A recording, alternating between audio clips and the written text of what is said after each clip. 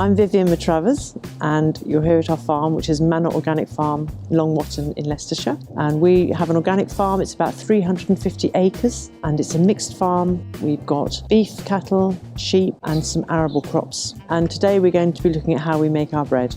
So the wheat we use for making our bread is typically grown in the autumn, and then that just grows until it's ripe, which is normally about July time, and it's harvested with the combine harvester.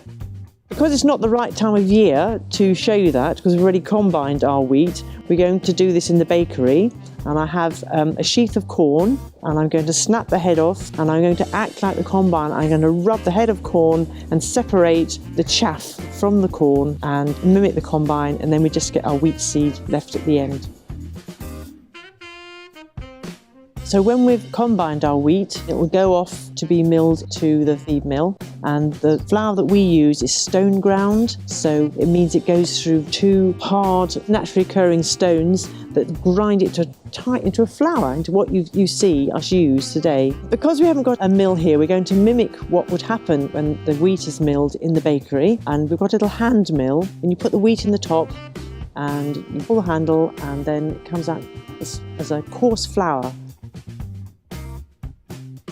We're going to make a malt house bread today, so we've got very nice malt house flour, which has got some seeds in it, so it's a bit more textured and much better for you than a white bread. We've got salt, we've got yeast, we've got water, and we're going to add a bit of olive oil just to give it a softer texture.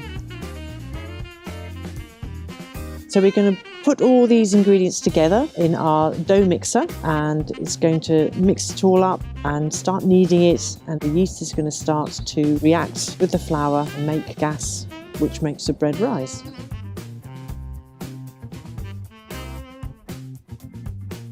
So now that the bread's been mixed together, we need to knead it a bit more just to shape it, and what the kneading does is it stretches the gluten in the wheat, and it gives a bigger surface area for the yeast to work on. And what the yeast is doing, it's doing a process called fermentation. It's feeding off the sugars in the starch in the wheat, and it's producing a gas, which is carbon dioxide, is making little holes in the bread, and that's what makes the bread rise. So today we're going to make 2 large, 2 small and some rolls. So what I need to do, I need to weigh off the dough, and don't forget that when you put the bread in the oven, a lot of the weight of it's going to be lost as steam. So I have to weigh it off at much heavier than it is going to appear in the shop.